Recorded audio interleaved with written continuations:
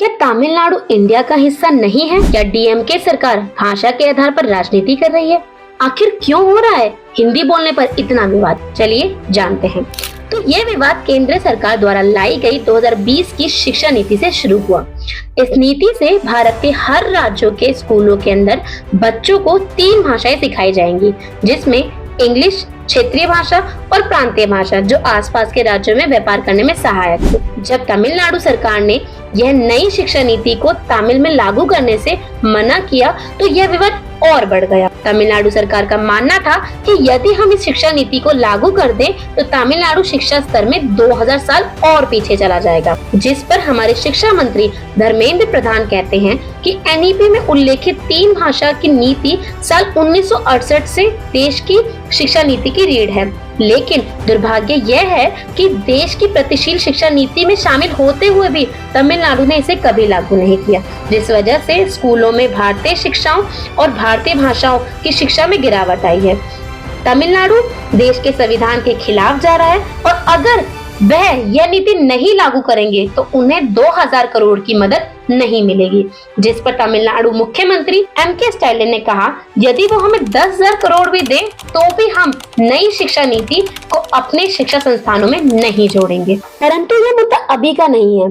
सन 1937 में जब राजागोपालाचारी ने ब्रिटिश शासन के दौरान हिंदी को तमिल के स्कूलों में अनिवार्य किया तो तमिलनाडु ने इसका विरोध किया। तमिल के राष्ट्रवादी और नेताओं ने इसे नॉर्थ इंडिया के कल्चर और लैंग्वेज को साउथ इंडिया पर थोपने का प्रयास माना। सन 1950 में जब हिंदी को भारत की राष्ट्रभाषा बनाने का प्रस्ताव किया गया तो तमिलनाडु ने इसका मजबूत विरोध किया। सन 1965 में भी हिंदी को भारत की एकमात्र आधिकारिक भाषा बनाने की केंद्र सरकार की योजना के खिलाफ सबसे बड़ा विरोध किया गया। यह विवाद खत्म होने का नाम ही नहीं ले रहा था कि हाल ही में तमिलनाडु सरकार ने अपने बजट के दौरान उदय कुमार जी द्वारा बनाए गए रुपए के सिंबल को हटाकर तमिल भाषा का एक नया सिंबल लगाया है, जिसका मतलब होता है मुद्रा। उनका कहना है कि हम यह सिंबल हमारी क्षेत्रीय भाषा तमिल को बढ़ावा देने के लिए कर रहे हैं। उन्होंने ट्विटर पर एक स्लोगन भी डाला, अलार्कम इलम, जिसका मतलब होता है सबको साथ लेकर चलना।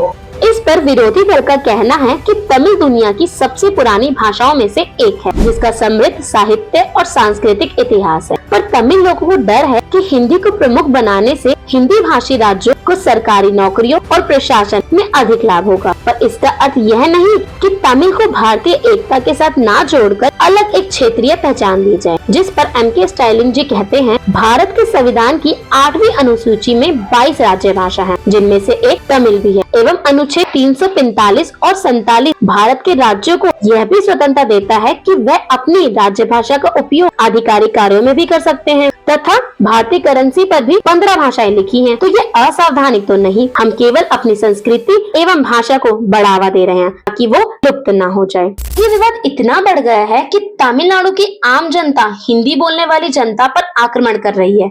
आए मजदूरों को उनके कामों से निकाला जा रहा है। इस घटनाओं से भाषा आधारित बने राज्य भी प्रेरित होकर आक्रोश की भावना प्रकट करेंगे। जैसे महाराष्ट्र में मराठी ना बोल पाने पर मजदूरों को काम से निकाला गया। यदि इस पर कोई रोकथाम नहीं हुआ तो यह मुद्दा भारत की एकता और अखंडता पर हावी हो सकता है। तो अगर आपको वीडियो अच्छी लगे तो please like, share and subscribe करें। Thank you.